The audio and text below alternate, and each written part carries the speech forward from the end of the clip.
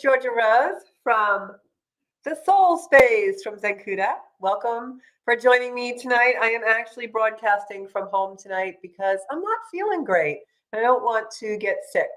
And there's a lot of sick people out there. So I'm keeping myself self-care, right? We talked about that last week.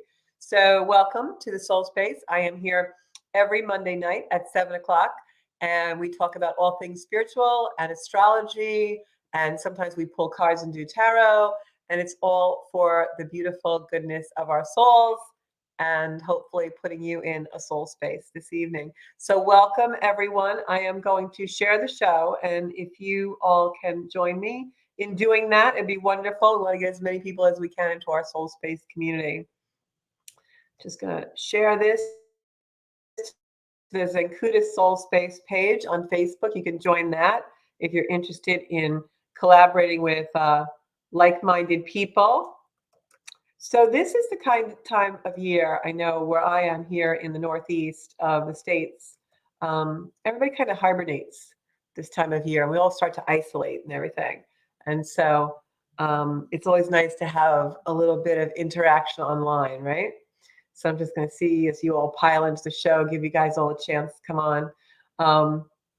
Yeah, I feel like my camera's a little bit blurry. Hopefully it's not looking that way for you guys. If it is, I apologize. But tonight we're going to talk about the full moon coming in Leo and some other things. We just had Pluto go into Aquarius for the first time in 240 years. It was in Capricorn since 2008. So that's a big energy shift. And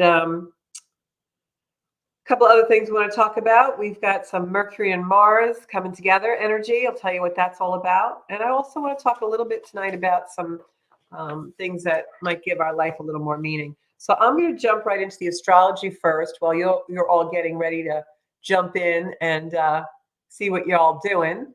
And I am just going to see if I can make my appearance a little bit less blurry. I think that might work.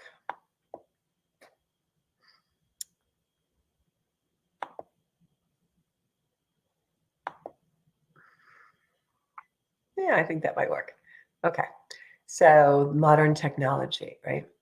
So again, welcome everybody. So who have I got on tonight? Let me look at my comments here. Little discombobulated working from home. Have Anita. How are you doing, Anita? Sarah, Barbara, Williams Darby's on, a couple other people. So yeah, come on into the soul space tonight. Warm yourself. I have a nice cup of what I drink, like a lot of hot water with lemon sometimes. And some friends of mine actually call it dollhouse water. Dollhouse tea, because it's really just water. Like, remember when you were a kid and you drink dollhouse water, dollhouse tea? So I'm having my hot dollhouse tea. So I want to talk about the full moon in Leo. So this is a really important full moon, and I'm going to tell you why. This week, beginning this week, and we're probably feeling it already. It doesn't happen until midweek, but I'm sure you guys are feeling it already, is we have Mercury and Mars together in Capricorn. And that's a really potent energy because you guys all know Mars is like that fire, that driver. Mars is the energy of emergence and new beginnings. And Mercury is pretty much our minds, our communication, the way we speak and the way we talk. So when you have Mars and Mercury together in a sign like Capricorn, which is an earth sign, a lot of times that can be wars of words or using our words in very aggressive ways. It can also be using our words to build something too. So this week, my advice to you all would be watch your words, try and use your words for really good communication, because it could be really easy to slip up and just say something in anger and blurt something out very quickly. So you really don't want to do that. And also sometimes when Mars and Mercury are together, it also can make us very analytical. It amplifies the power of words. So if you are analyzing something or you're giving a speech or you have to have a talk with somebody, make sure you choose your words really carefully, because in an energy like this, you may say the wrong thing and it can really be explosive. Also, this is an energy of math, science. I'm actually in a very intensive astrology course right now. And so I am really trying to work on some geometry and some angles and doing things with math. So it's a really good week to do that with Mars and Mercury together, especially in Capricorn. After that, before we get to the full moon, which is on Thursday, Uranus is turning direct. Now, I talk about Uranus a lot on the soul space, and that's because many times when Uranus is in play in our charts, it creates an energy of awakening. We'll have aha moments, or we'll be able to have clarity. But Uranus does this a little bit. Sometimes it breaks things apart in more of an energetic way that's urgent. It's not a gentle energy. And so with Uranus going direct this week, and then we've got Mars and Mercury meeting in Capricorn, this is really potent energy. And then we've got the full moon in Leo at the end of the week, which is a fire sign. So it's going to be a very volatile week as far as power, amplified power, that fire. We're going to want to do things. When Uranus moves forward and starts to go direct, you're going to see that a lot of the projects that you've been working on or something that you just couldn't seem to get together since last August are really going to start to move into play now and become much more productive. And you're going to have a breakthrough. This is energy where breakthroughs are very possible. Having a breakthrough in this energy is very common. This would be energy of breakthroughs to do with momentum, gaining momentum on a project or something you've really been trying to do. Also, what happens when Uranus starts to go direct, we also have Venus in Capricorn trining Jupiter, and the full moon in Leo is squaring Jupiter in Taurus. So Jupiter and Uranus are going to be in a conjunction or together in 3 months. That energy starts to build now with Uranus starting to go direct, with Jupiter in play in this full moon in a lot of different ways. So whatever starts to come up for you this week is a foreshadowing of what's going to happen when that really powerful conjunction between Uranus and Pluto, Uranus and Jupiter comes in 3 months' time. So really observe. You may want to journal right now. You may want to think about what's happening, even write it on a calendar or write yourself a note if you don't journal, or make sure that you're making, even backing up your texts and your emails, because you're going to want to go back to this time, because this is really a foreshadowing, a little glimpse into the future. And a lot of times when I do chart work, I'll look at transits like this to do a progression or predict what the energy is going to be like in a couple of months. And when that Uranus and Jupiter conjunct, that's going to be a very powerful energy of bringing something together. It's going to be a real momentum. It's going to be something that you're building, which is earthy, which is productive. And you're going to start to see the seeds of it now, because that Jupiter energy is squaring the Leo full moon, and Leo is fire, it's productive. And Venus in Capricorn is trining that Jupiter energy. So that's a foreshadowing of exactly what's going to be coming up on a much bigger scale in 3 months' time. Also, this full moon coming in is a very powerful energy. Leo is an energy, it's a fire energy. Leo is the lion, in the archetype of the zodiac.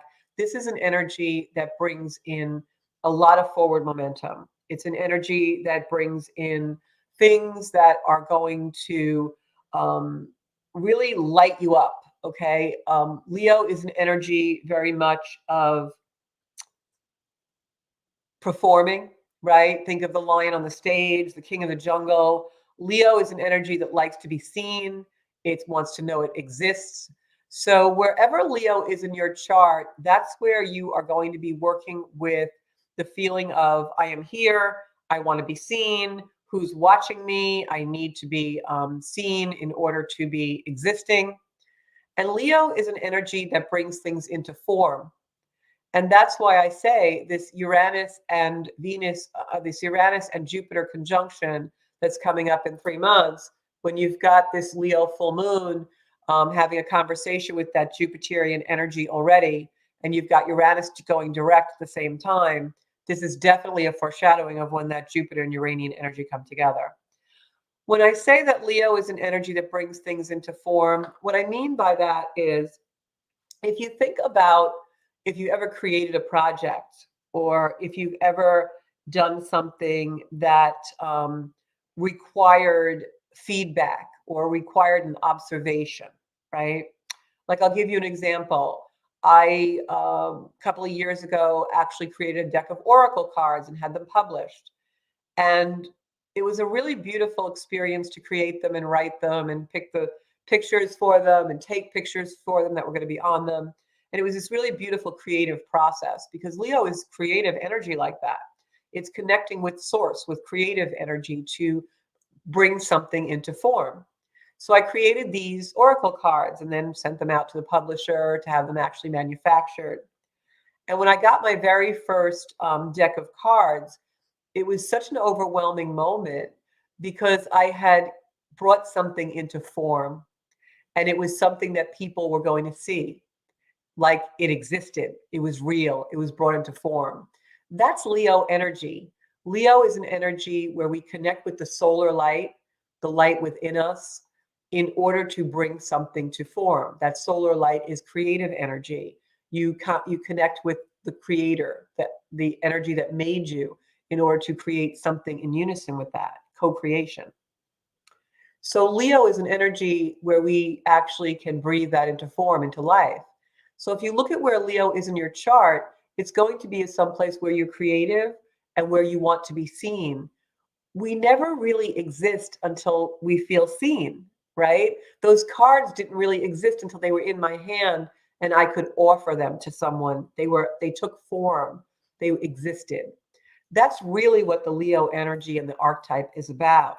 So in this full moon, it's a great time to bring something into form, whether that's an idea or a project that you want to do, or even a project around your house or something that you have been thinking about doing for a long time and you just haven't brought it into form yet. In this energy, that can really happen.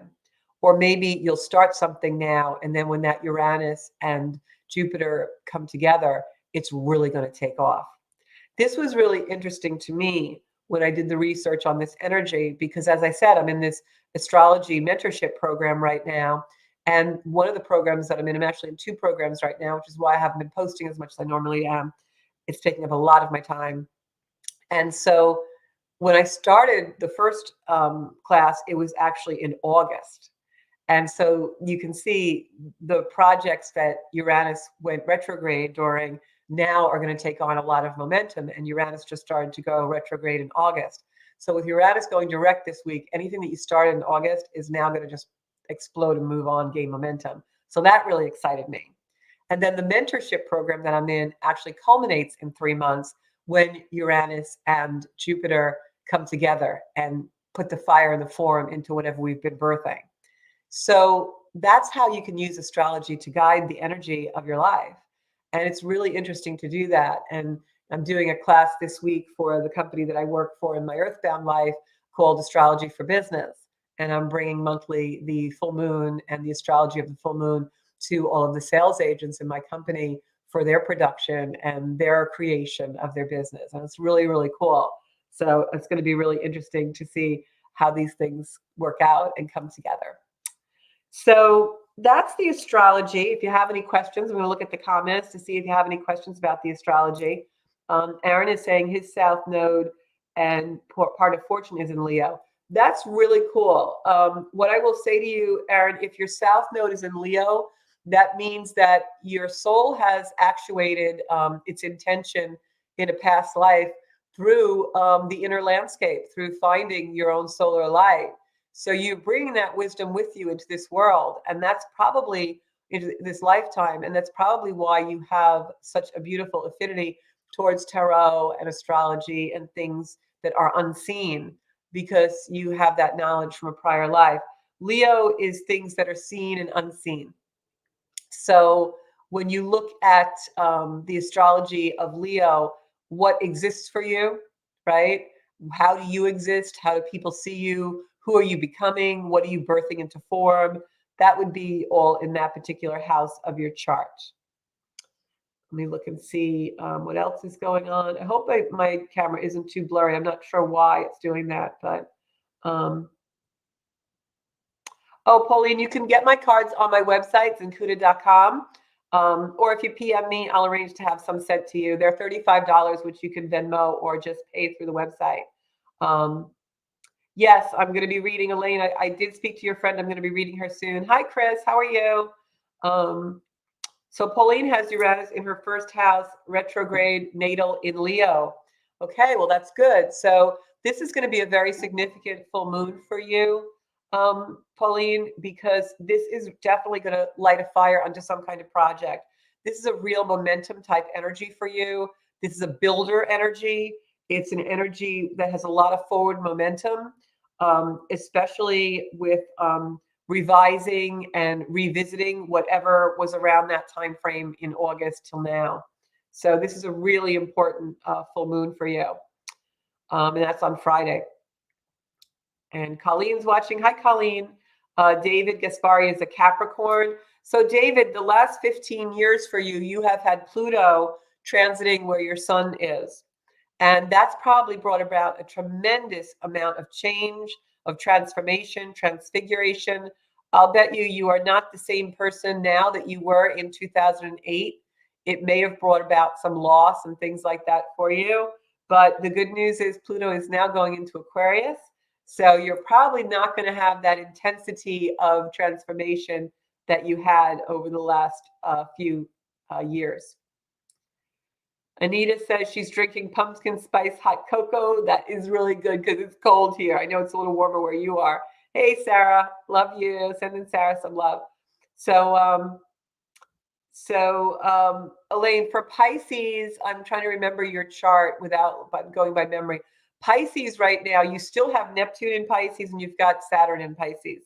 So it's still a time of transition for you. This could also be a time when you may feel a little bit limited. When Saturn transits our sun, especially, we can lose some vitality. But this is also, just such a learning curve for you. I think that you've really been opening doors to your mysticism, which is really, really great. So I'm going to talk a little bit before I go to a break. I just want to look at my notes on the full moon and make sure I said everything I need to say. Yeah, so the best way to use this energy in the full moon in Leo is we want to start taking real responsibility for our emotional body. This is going to be a very emotional time because there's a lot of things going on in the cosmos where planets are really changing and shifting into different archetypes and different energies where they haven't been for many, many years. And whenever those things happen, it really triggers our emotional body sometimes. So we really want to make sure that we are taking that self-care routine, taking time to go into quiet. This can be a very primal energy in Leo in the full moon with these other things, conversations that are going on in the sky. But it's also a great energy, and the great use of it is to really build your confidence, that look at me feeling.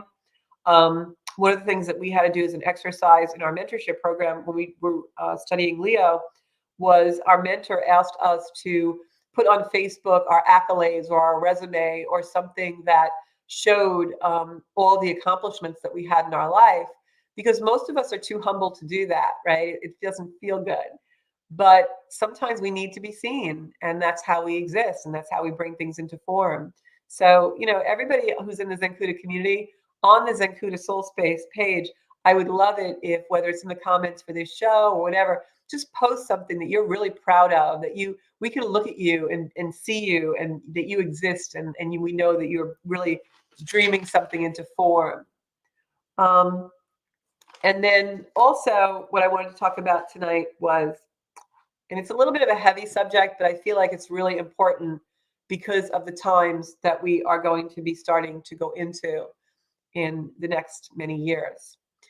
So we just had Pluto. Pluto's a planet of transformation. Pluto is really in the chart where the soul's intention is. And with Pluto going into Aquarius, we're going to see a lot of shifts of energy, right? It just went in on Saturday. The sun is there with it. A lot of Aquarian energy in the world right now. And Aquarian energy, there's a beautiful video that I did. It's on my Facebook page that you can access if you want to know, more about how this energy is really coming into play in our lives and the best use of it. It's about 15 minutes long. It's not super long. But coming into this time of Aquarian energy, it's not the Aquarian age, okay, but we have Aquarian energy around us now. A lot of things will break apart. This is an energy of decentralization. It's an energy of breaking things apart, making us feel like we're in foreign territory, like we're in some place where we don't have stability, where we don't have things to lean on. Everything is changing and accelerating and changing at a very rapid rate. Those are the years that we have ahead. And I know you're going to say, but Georgia, we've already been in those years. And we have to a certain extent. But now those years start to really have forward momentum. And so it's very important, again, practice that self-care. You have to stay in your own space, live in your own little Idaho, because that's what's going to get you through, is knowing your own agency. But Pluto is a planet of lessons and losses. And Pluto really is a planet that something has to die to be transformed, right? I'm seeing a lot of people leave the planet now. I'm seeing a lot of people transition into whatever their next form will be. This is definitely something that happens whenever Pluto changes a sign, but it's also a sign of our times because a lot of the conversations that are going on in the zodiac. But there's two schools of thought about loss. And I'm going to speak here from personal experience, my own suffering and watching the suffering of others. I've helped quite a lot of people cross over in their life. I've watched a lot of people die. I have experienced my own mortality in my own battles with cancer. And there's lessons in suffering. I do a lot of volunteer work with cancer patients. And one of the things that I have found is that there's a transition that has to take place when we are in suffering. And I see it all the time. And the transition is suffering is given to us as a gift to make life more meaningful. But there's a lot of people who suffer and it's meaningless. And they don't learn that it's a gift. And they don't learn that it has a meaning. And so their suffering is for nothing.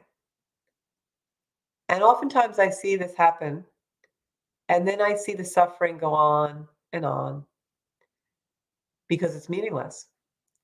And the universe will keep creating situations and experiences of suffering because the soul wants to learn the meaning. And when we distract ourselves from the meaning and we get cynical and we get angry and we don't allow ourselves to grieve, maybe we go into detachment, the suffering has no meaning. It's just suffering for suffering's sake. It's not all about the suffering. It's about the meaning within the suffering. So I watched my mother die. I watched my father die. 6 months apart. They were both ill. I watched my best friend of 30 years die. I've watched other very close friends die, been with them in their final hours. And it was a privilege. The first person I ever saw die was my father. And he suffered, and he was so very brave. And he taught me through that bravery. And that's why it was a privilege. It was a privilege to be in that room. It was a privilege to be in the room when his body finally was lifeless. And this may sound really morbid to some people, but then I know there are those of you out there who know. It meant something. It was such an exclusive and beautiful place to share with someone, to watch that person actually cross over into paradise. And I suffered. I suffered that loss. I suffered that abduction of someone that I loved out of my life. I've suffered that many times, but there was a meaning in it. And when I left that room that day, life had more meaning. I had more wisdom. And I knew that it wasn't for nothing. And I knew staying in my grief would make it nothing. So there's meaning in the suffering. When I was sick with cancer and I suffered and I was terrified, And I had to depend on the kindness of strangers that I never even met before in my life. And they had to do all these things to me that were so foreign and invasive, and I would be helpless. That was a lesson. But if I got angry or cynical or stayed in the suffering and never saw why I was being taught those things, then it would have been meaningless. So what I'm trying to say is we're all going to get battered around a little bit, and life's going to knock us around. We're all going to have suffering. I mean, I've had things happen to me that when I tell people the story, they've said to me, that's too horrible to be true. It's not funny, but what's funny is that I'm glad every single second of it happened to me. Not while I was in it, but now I am, because the wisdom, the meaning that my life has, like, I take nothing for granted. Does that make me a martyr or a special person? Not really. It just makes me someone who learned from my suffering. That's why it was there. So I'm grateful I had that insight and that somehow I got to that point, but I see a lot of people who don't. And even when I work with cancer patients, it's kind of like I know when someone's getting it, when they know the meaning behind the suffering, and when they don't. And when they don't, more times than not, they transition and they don't triumph over the disease. When people get the lesson of suffering and they know what it was about for them and what the world was trying to show them, and they understand it, and all of a sudden they start to live from the soul space instead of the algorithm on Facebook, they heal. And that's the miracle of suffering. Once you understand the meaning of it, it heals. It's no longer a suffering. It becomes this beautiful space of gratitude. And that's why you'll hear me say it on the show. Gratitude is the antidote for everything. When you get into the space of gratitude, the suffering ends. The suffering is diminished. It's the antidote. So we're coming on some years where we're going to see some suffering in the world. We're going to see some suffering. You know, what's happening right now in places in the world. Maybe you're suffering with something in your own life. Don't stay in the suffering. Find the deeper meaning. Find the reason why it's happening in the first place for you, where it's supposed to bring you. You know, I got cancer to slow me down. I got cancer because I took a lot of things for granted and I was focusing on the wrong things in my life. And I was focusing on things that I thought were really fabulous that really were stupid. You know, a lot of pressure on me that just didn't have to be there. And I was playing roles that I didn't have to play. It's very sad that the person I was married to at the time didn't stick around long enough to see that transformation, because I believe that maybe life would have been different. But I also know if he had stuck around to see that transformation, it wouldn't have been so intense for me, and I wouldn't have had such a deeply meaningful life, because I know that at the time, the person that he was then was not a deeply meaningful person. And so that's the energy of Pluto. It will remove things from your life that are not in alignment with the intention of your soul. And my soul wanted me to live this life, like I'm talking to you tonight, and the wisdom that I'm imparting, and helping people get over the humps in their life. I wouldn't have done that prior to a lot of the suffering I went through. And so that's the meaning behind it. It brings you to a much more meaningful life. And that ties in with the Leo full moon, because the Leo energy is an energy of the inner landscape, our own agency to find the meaning in our life. That the meaning doesn't come from driving the right car or wearing the right clothes or, I can buy this, $2 million condo on the beach in Miami. It comes from service. It comes from living your soul's path. And unfortunately, we humans are tough cases. And most of the time, we're going to learn through suffering. That's how we learn, because the wisdom is in there. So, like I always say, the wisdom is in the trigger a lot of the time. So I'm going to leave you with that for a few minutes. We're going to go to break if Bobby's back in the studio, and he can go to a commercial break for us. And when we come back, we'll talk a little more about this. I'll answer your questions and maybe pull some cards.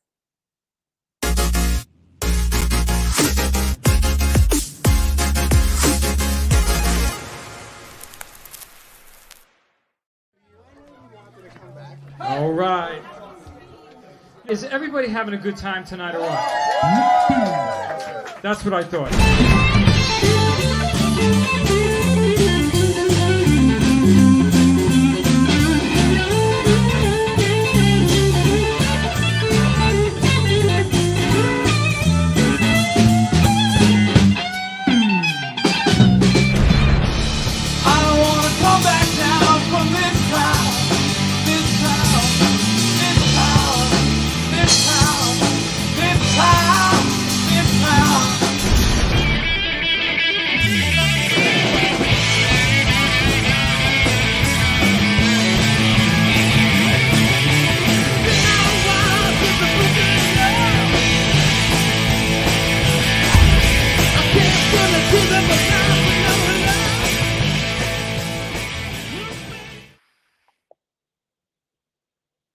See, we have so much fun here at Strong Island Studios.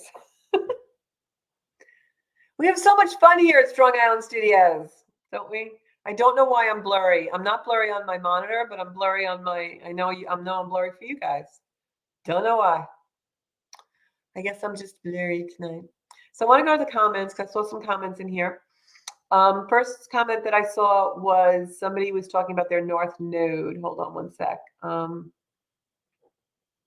Got to go back. Okay. Darlene Attard, your North Node is in Leo in your 5th house. Oh, wow. That's beautiful. So you must be in Aries rising. So Leo, 5th house, that's the natural place Leo is in the zodiac. And what I'm going to say is that this full moon will be very creative for you and very powerful for you. What I want to say to you is with the North Node in Leo, it's all about transformation. You're here to find your solar light, your inner light. And also this is about being seen in the world. Now, many times when I say that phrase, people will be like, oh, it's supposed to be famous, or oh, it's supposed to be a YouTube influencer or something. No, what that means is that you are supposed to validate yourself by the observation of something or someone. Now, that can also be you. You know, if we give ourselves kudos and give ourselves accolades in our own life for the things that we do. But what it really is about knowing that you exist and giving yourself validation through your own inner landscape to be seen and know that, you know, God is seeing you, the solar light is seeing you, and really allowing yourself to come into the space where you know and you have the confidence that you are living in the world in that solar light, in that beautiful light of creation. So that's really beautiful. So yeah, with the North Node Leo, my North Node is in Leo too. And 5th house is all about creativity. 5th house, again, it's a natural house for Leo. So with the North Node there in the 5th house and that house being Leo for you, that's like really amplifies the power. It's natural. And also what I always tell my Leo people is, you know, Leo can be very egocentric. And the one thing you want to live your life by if you're a Leo is that the power of love is much greater than the love of power. So sometimes with Leo energy, you got to check your ego at the door and realize that, you know, you want to have that lion-hearted love and not the power of the king of the jungle. And also that reminds me, this moon is also going to be a very heartfelt moon because Leo is our heart. It's our heart energy. It's those chakras. So this can be a very emotional moon for many of us. Yeah, see, Anita's friend's mom passed away. A lot of people are definitely leaving the planet right now. It's just, we're in a big time of transition. David, I'm so sorry that you had to go through that and lose your mom so young. I see a lot of you are saying that Sarah's saying when her father crossed, it's one of her most precious memories, greatest blessings. And David said something told him to go to the hospital early, and that's when he was with his mom. Joanne says similar experience. She was with her mom when she passed and transitioned. And it's such a beautiful thing. And people, you know, before we have that wisdom, we so often dread that. Oh my God, I don't want to see anybody die. Oh my God, you know, it becomes this thing. But then when you actually experience it, it's actually a privilege to be there. And many times, I know one of my friends just had an experience with her own mom passing, and she described what happened to me and how, in the final moments, this beautiful look of peace came over her mom's face. And that's so true. I've seen that many, many, many times with people who are passing. It's just amazing. You can't. When my dad passed, as I said, he was my first experience, and that was back in 2008. And when my dad passed in 2008, that was when I actually really started my journey into the spiritual world and allowing all my gifts to come out. Up until that time, I had repressed them drastically, um, had anxiety all the time because of the repression of the gifts. And I talk about it in one of my videos on my YouTube channel, but I had such an experience that night when I went home, it changed my whole life. And you can't experience someone crossing over and walk away from that and think there's nothing beyond. When you see someone cross over, you absolutely know there is something beyond this life. There's no doubt in your mind. It's just such a beautiful privilege. Um, you're welcome, Darlene. And I agree, Joanne, Lion Power of Love. Yep, yep. Um, so one of the other things I just wanted to talk about, because I didn't want to get too heavy into the death thing, but suffering can be anything. Sometimes people have a lesson in suffering that may be a minor lesson. Maybe you suffer with something that's a chronic ailment or whatever, but there's always a reason behind it that is the reason for the suffering. The universe doesn't give us things to punish us or to make our life miserable. That's not why we're here. We're here to learn a lesson in a more meaningful life. So don't get stuck in that dot of suffering.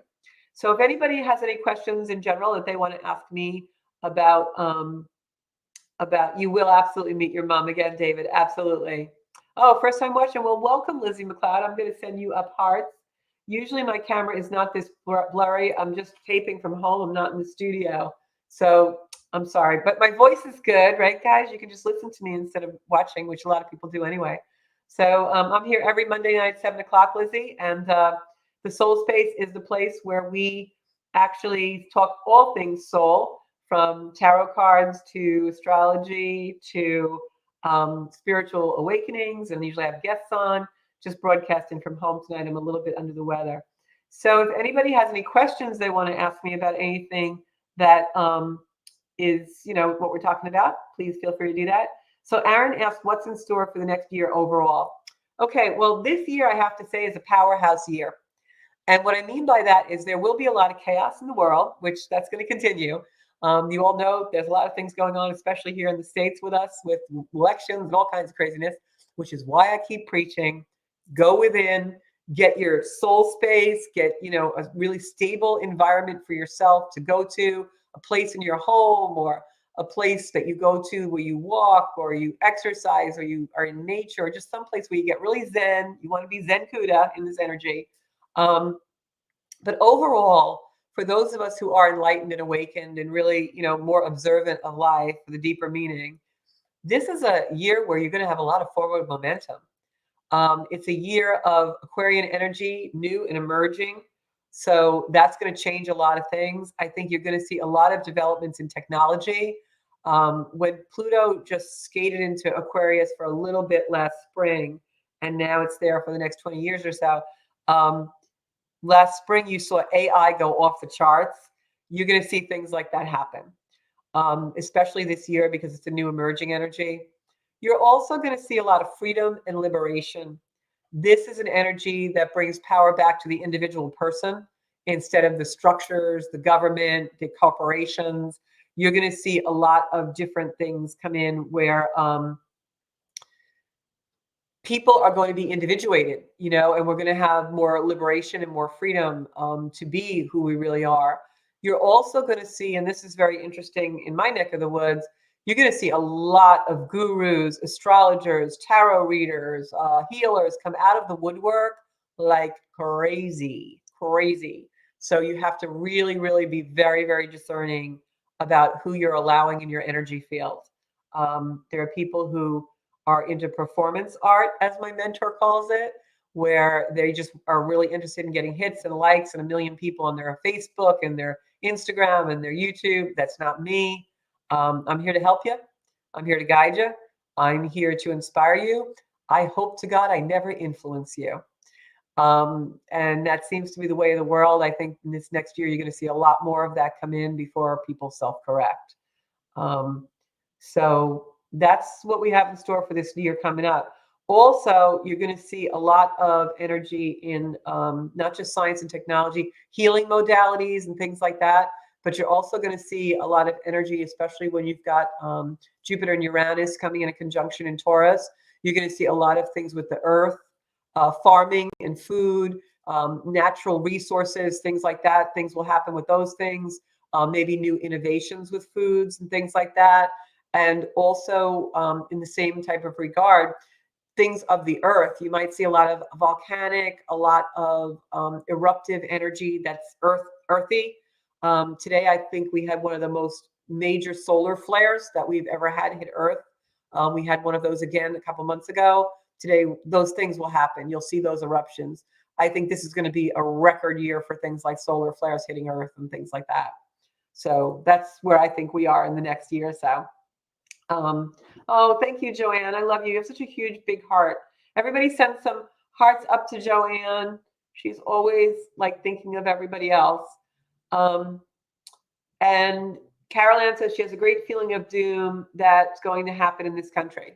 Okay, so let's unpack that a little bit, because I hear that a lot, and even sometimes in my most quiet moments,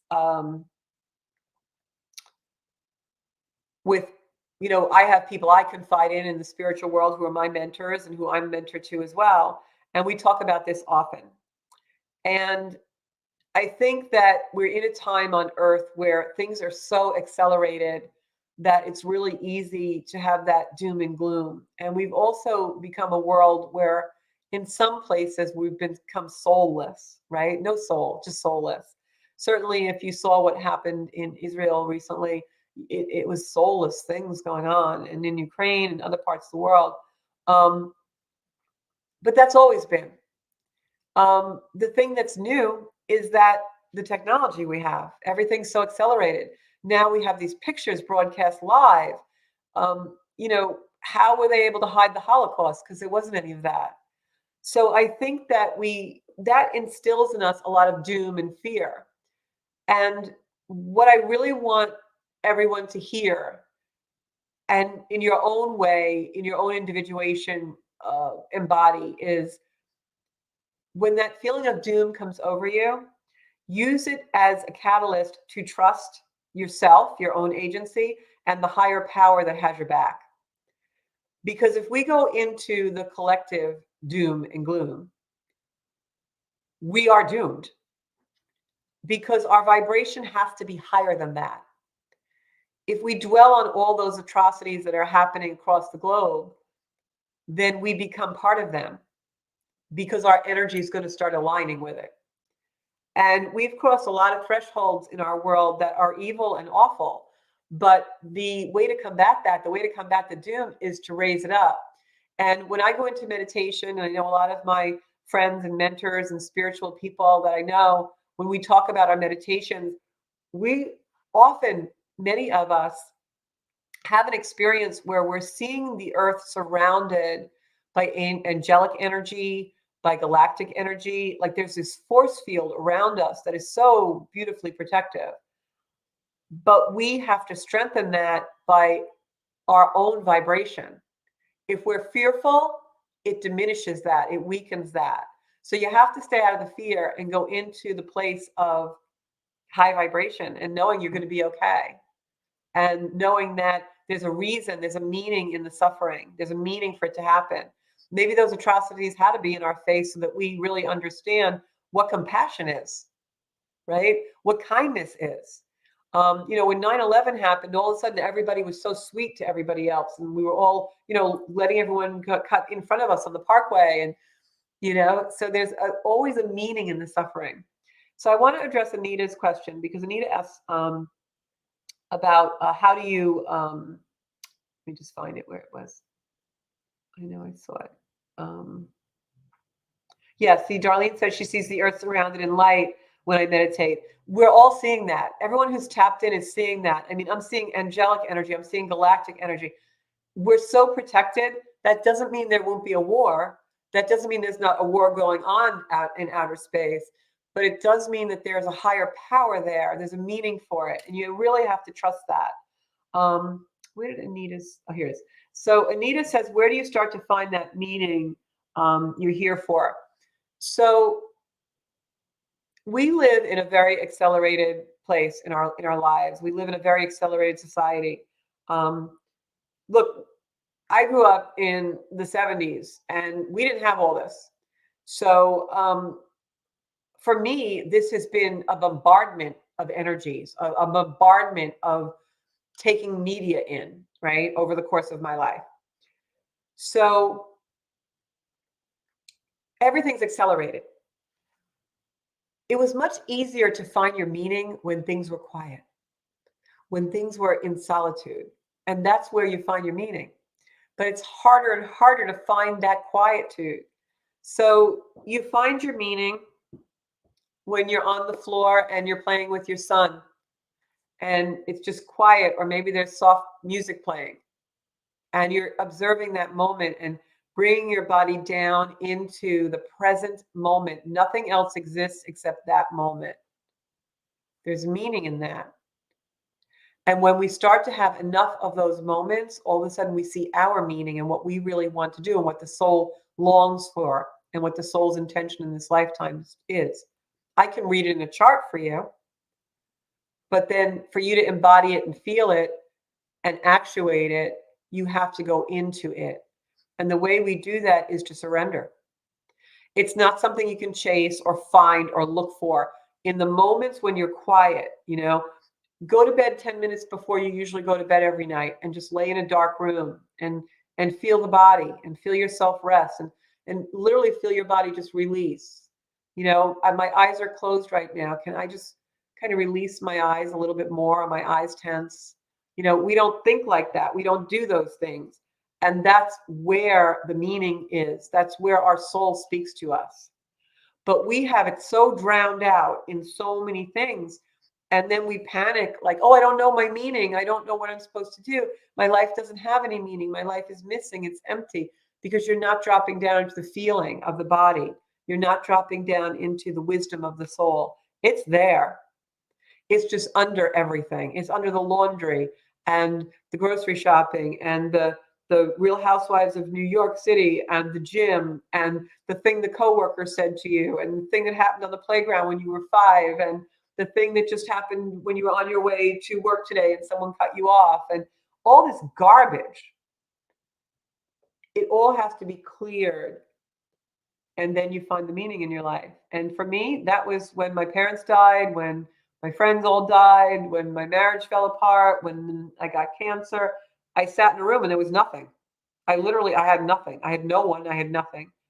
I came home from my best friend of 30 years funeral and I went to pick up a phone to talk to somebody and there was nobody left to call. Literally, there was like no one that would be on the other end of the phone. When my friend of 30 years died after my parents had died, because my brothers and sisters are much older than me, there was literally no one in my life who knew my history, who had known me for my life. There was no one. No one. So that was an awakening. Like you talk about the Leo energy of we exist when we are seen and we have a form. Well, that was rock bottom. Did I exist? I don't know. What was my identity? I was a daughter. I was a wife. I was a friend. Right? Well, those were gone. So that's how we go through these sufferings and these abductions and these losses. And the meaning of that was, well, Georgia, you need to go home and sit with yourself now, because there's stuff there you need to learn. And there's some meaning there that we want to really tell you about, but you haven't been listening for the first 40 some odd years of your life. That's how it works, guys. So you want to find the meaning, you slow your roll. You got to slow your roll. It sounds simple, but that's how it works. Yeah, we spend too much time chasing a meaning instead of just living. Absolutely, Aaron. And the other thing is people, like, we fret about it. Like, if you went to the supermarket tonight and you were walking through the parking lot with your groceries and somebody started chasing you, what would you do? You'd run.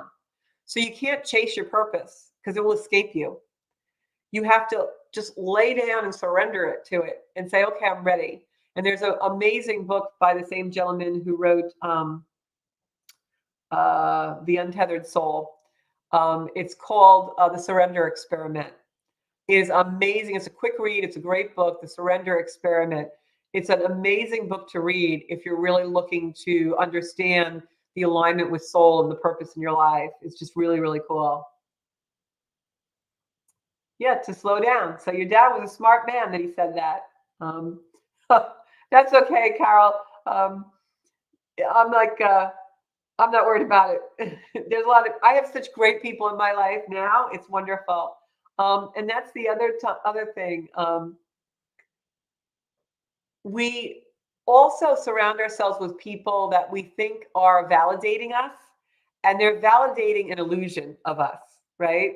It's just like people who only watch CNN, or people who only watch Fox News. This is not a political statement. Or people who only wear sneakers all the time. They want to surround themselves with people who wear sneakers. Well, that's nice. It's comfortable, but you're looking for validation of an illusion. Are those sneakers really that meaningful? No. But, is watching CNN and only getting that opinion making you feel better because now you feel validated? But is that really meaningful, not to know what else is going on? Or if you're only watching the other side at Fox News, is that really meaningful? Like, is it meaningful only to surround yourself with people who are boosting your illusions up? Finding meaning in life means letting go of those illusions. And this year is a year where a lot of the illusions are going to get dispelled. And those illusions are different for all of us, but the one thing that they all have in common is that they're keeping us from our soul. And we all have them. No matter how much work you've done on yourself, you're going to have a situation where you're in illusion about something. And Neptune in Pisces, especially with Saturn there, is the great illusion dispeller. It's like the Mythbuster, man. It's going to bring your illusions into real crystal clear.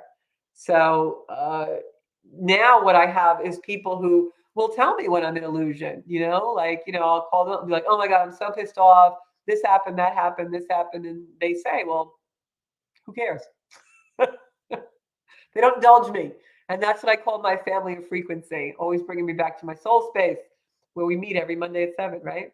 So soul work, it's all soul work. Whatever you're doing in the world, it's soul work. I'm a realtor by trade. I sell real estate. I could give you a list of thousands of houses that I've sold probably. But the thing that's really important to me is the people that I've met along the way. Amazing people. Had experiences with people that I never would have had if I didn't have that career, And if you're a nurse or a doctor or a mechanic or a roofer or whatever you are, you're of service to somebody somewhere. That's the meaning. That's the juice. So use your soul space to serve humanity. Michael Singer, that's the author. I couldn't remember him. Thanks, Darlene. Great book. The Untethered Soul was okay, but The Surrender Experiment was my favorite with him. So Caroline, just try and stay away from that doom kind of feeling. We really don't want to go into that too much because then we're amplifying the fear factor. And we don't want that for you, honey. So we're all with you. Nothing to be afraid of. Just keep the faith. Yeah, Elaine says very quiet when she experienced her mom's death. It's true. And, what I'm going to say to you is, and I've said this on the show before as well, to help Anita and whoever else out there is really trying to get into that quiet space. It's through the breath that we do that. You all know, I'm a yoga teacher, and through the breath is how we center ourselves. I've gotten through some of the most traumatic times in my life just by breath focus. And I say it all the time on the show. The very first thing you do in your life is you breathe.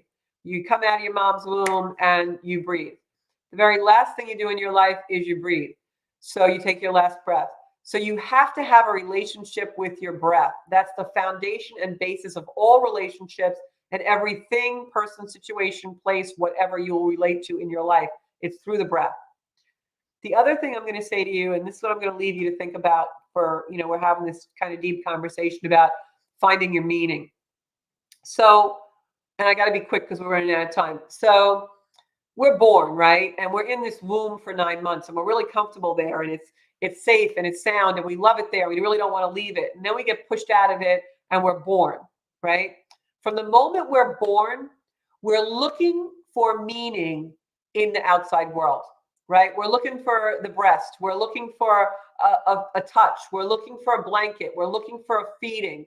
We're looking for something in the outside world. We're like little babies, right? We're all looking for something. We're looking for something. We never try to crawl back in the womb. We don't go back to source.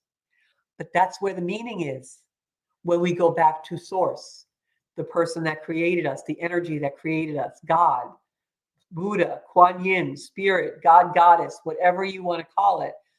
And that's where we go wrong. From the minute we're born, we're looking outside for that womb, for that safety. You're only going to find it one place, with God. So that's where the meaning is. So this is the Soul Space podcast. I'm here every Monday at 7 o'clock on Strong Island Television. You can also find me on Spotify and every podcast platform. And on Fridays, I am at noontime on Optimum Cable. So thank you so much. Share the show on Spotify. It's the audio you can share. If the visual is a little blurry, I'll be back here next Monday night. We'll do some cards and some other things. And I've got some great spiritual guests coming up for you this year as well. And so tell everybody about the show. Let's build a beautiful community in the Zencuda Soul Space. Thanks so much, everybody. I'll see you next Monday at 7 o'clock.